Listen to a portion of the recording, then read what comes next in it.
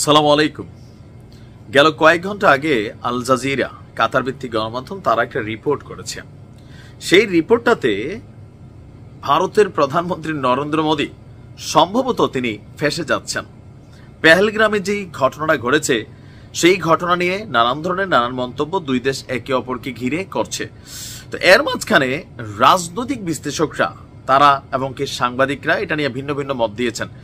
তবে আমরা এই যে আপনার কি বলা হয় যে গণমাধ্যমটা আল জাজিরার রিপোর্টটাকে অ্যানালাইসিস করলে সেখানে যে বিষয়গুলো তারা সামনে এনেছে তাদের বক্তব্য হচ্ছে মোদীর নেতৃত্বাধীন বিজেপি সরকার সবসময় হিন্দু জাতীয়তাবাদী মতাদর্শের দৃষ্টিকোণ থেকে তারা কাজ করে।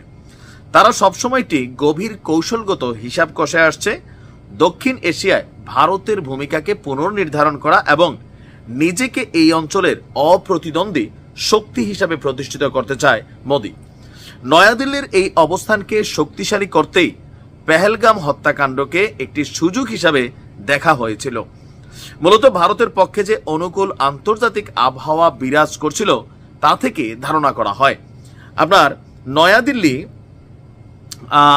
এই হামলাকে পুঁজি করে তারা সুবিধা নেওয়ার চেষ্টা করছে। কেউ কেউ বলছেন যে মার্কিন যুক্তরাষ্ট্রের সাথে ভারতের ক্রমবর্ধমান সম্পর্ক, কোয়াড জোটে দেশটির কেন্দ্রীয় ভূমিকা এবং নয়াদিল্লিতে চায়না নেতৃত্বাধীন নীতি নির্ধারকদের বিরুদ্ধে একটি প্রতিরক্ষামূলক অবস্থান গড়ে তোলা, এসব প্রেক্ষাপটে বিশ্বাস করতে হয়েছিল যে কৌশলগত অংশীদাররা ভারতকে স্বার্থহীনভাবে বা দ্ব্যর্থহীনভাবে সমর্থন দিবে। অপরদিকে অর্থনৈতিক অস্থিরতা, পশ্চিমাদের কাছ থেকে কূটনৈতিক বিচ্ছিন্নতা, চীনের উপর প্রবল নির্ভরতা এবং অভ্যন্তরীণ রাজনৈতিক বিভক্তির সাথে লড়াই করায় পাকিস্তানকে দুর্বল হিসাবে দেখা হয়েছিল। তাই পেহেলগ্রামের ঘটনার পর যে উত্তেজনা তৈরি হয়েছে তা ছিল ভারতের ক্রমবর্ধমান যে সক্ষমতা সেটাকে কাজে লাগানোর সুযোগ এবং পাকিস্তানের সাথে দেশটির সম্পর্ক পুনর্নির্ধারণ করতে একটি পরিকল্পিত পদক্ষেপ। পাকিস্তান বরাবরই বলে আসছিল যে এই ঘটনাটা একটা ফলস ফ্ল্যাগ হিসাবে ভারত কাজ করাচ্ছে, কারণ সেখানে সেনাবাহিনীর অনুপস্থিতি এবং কি গোয়েন্দা ব্যর্থতার বিভিন্ন স্টেটমেন্ট, পাশাপাশি দ্য রেজিস্ট্যান্ট ফ্রন্টের অ্যাকাউন্ট হ্যাক করে একটা স্টেটাস, সকল কিছু মিলিয়ে রহস্যের জায়গাটা এখানেই বড় হয়েছে। নিজেদের অধিকতর আক্রমণাত্মক প্রতিক্রিয়ায় বৈধতা পেতে আন্তর্জাতিক যে সমর্থন সেইটা আদায় অনেকটা ব্যর্থ হয়েছে ভারত।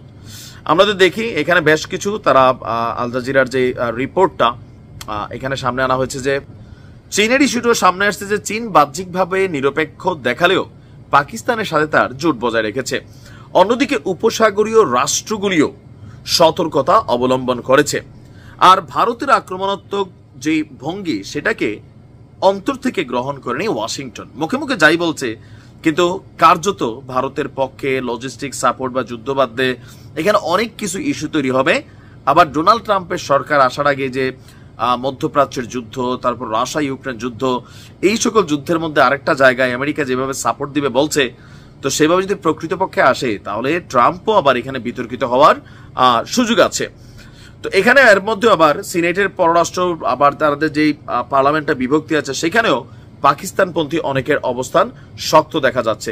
তো সকল কিছু মিলিয়ে এখানে আপনার দিন শেষে ভারত নিজেদের জালেই নিজেরা ফেঁসে যাচ্ছে এমনটাই মনে করছে অনেক বিশ্লেষক, এবং আল জাজিরার যে রিপোর্টটা সেটার মূল প্রতিপাদ্য বিষয়টা এরকমই। এখন মোদী বিষয়গুলোকে কিভাবে সামাল দিবে সেটা সময় বলে দিবে। ভালো থাকুন।